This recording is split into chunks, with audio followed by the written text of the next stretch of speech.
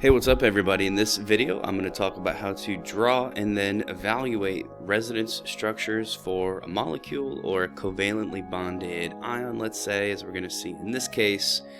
We're going to evaluate those resonance structures with a thing called formal charge. So let's take a look at this example. We're going to do the particle OCN-. This is a polyatomic ion.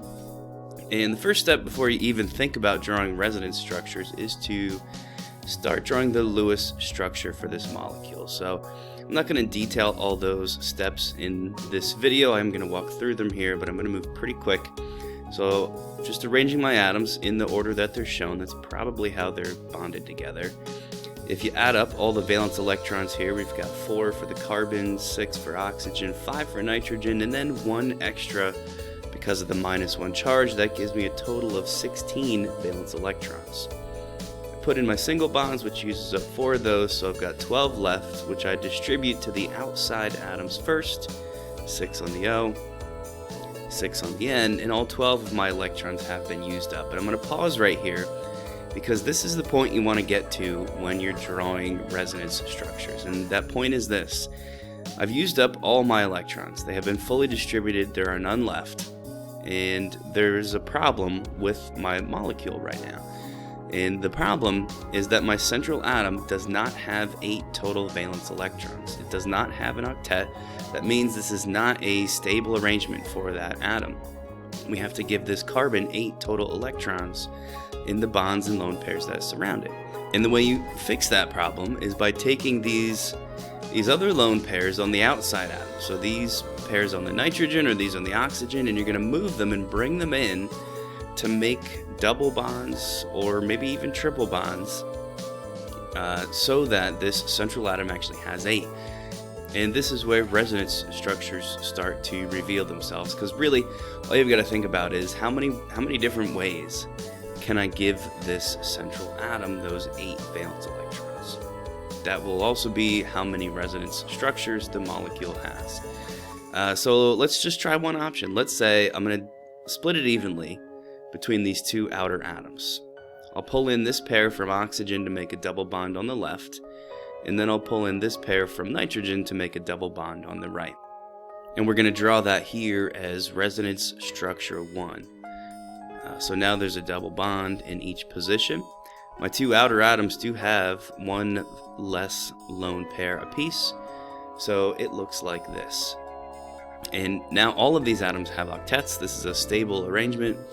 And I have fixed the problem of carbon not having 8 electrons because now it has all 8.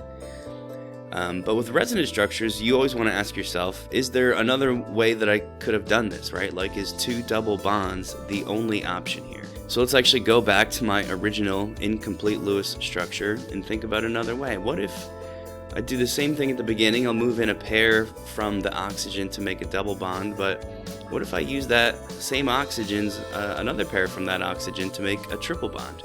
Let's see what that would look like and test to make sure it actually solves the problem. So now I've got a triple on one side, single on the other. My nitrogen is unaffected, but my oxygen only has this 1 pair.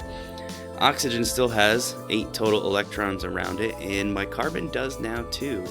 So this would be another possible way to solve carbon's electron problem, and is another one of the resonance structures. This of course means there is one final option for this, and that is to do the same thing but on the nitrogen side, where I move in 2 pairs from the end to make a triple bond to the nitrogen. Let's redraw that now. And that's it. Those are the 3 resonance structures, because there's no other reasonable way to give carbon 8 total valence electrons. So I've got my 3. The next step is to now evaluate them. See how good they are. Just because you can draw 3 resonance structures doesn't mean all 3 are like a good arrangement of electrons that these atoms are going to be happy with or are going to be stable with. And to test that, you need to use a tool called formal charge. We're going to switch colors and label the formal charges of each atom. I'm just going to go through what formal charge is one time, and then I'll just quickly do it. But formal charge is essentially taking the number of valence electrons that an atom is supposed to have and subtracting from that whatever electrons are around it now, the way it is bonded in a particular structure. And sometimes this is, summarized by saying that's going to be the lone pair electrons and half of all the bonding electrons that it has access to. So you have to run this little formula on each atom. Let's start with carbon. Carbon has 4 valence electrons, but subtracted from that, how many electrons are around it now in this molecule, the way that it's bonded together? It doesn't have any lone pairs, but it does have all these bonds to it. We're going to just take 1 electron from each bond. So 1 from here, 1 from here, 1 from here, and 1 from here, and subtract that out. And this gives me 0 for carbon. Let's neaten this up and label carbon with a 0. That means these other carbons, which have the same arrangement, right, are also going to be 0. So I can just go ahead and label all of those at once. So what does this mean? Let's talk about what formal charge actually tells you. One thing that formal charge tells you is that a 0 formal charge, I'm just going to write this very simply, 0 is good. 0 means that atom has a electron arrangement that makes it stable, that it prefers, that is a good likely arrangement for that atom to have when it's covalently bonded. So right now all of these are good based on the carbon. But let's keep going. Let's do the formal charges for these other atoms. Here this oxygen is supposed to have 6 valence electrons, and it's got 1, 2, 3, 4, 5, 6. So that is also a 0. My nitrogen is supposed to have 5 valence electrons, but here it's got 1, 2, 3, 4, 5, 6. 5 minus 6 gives this nitrogen a -1. If we do this oxygen, again, oxygen is supposed to have 6 valence electrons, minus 1, 2, 3, 4, 5. So this is a +1. And I'm just going to very quickly rattle off the rest of these and label their formal charges to save time. Okay, so there's all the formal charges. And let's see if I can maybe rule out one of these resonance structures just based on what we know already, and that is 0 equals good.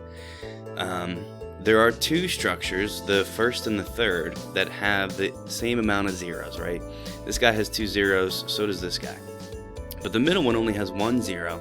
It also has a -2, and the further away you get from 0, the worse that bonding arrangement is. So a -2 pretty much is never going to happen in real life, so I'm going to go ahead and cross off this middle structure for those 2 reasons. -2 is really bad, and it's only got 1 0, which is worse compared to these other 2 structures.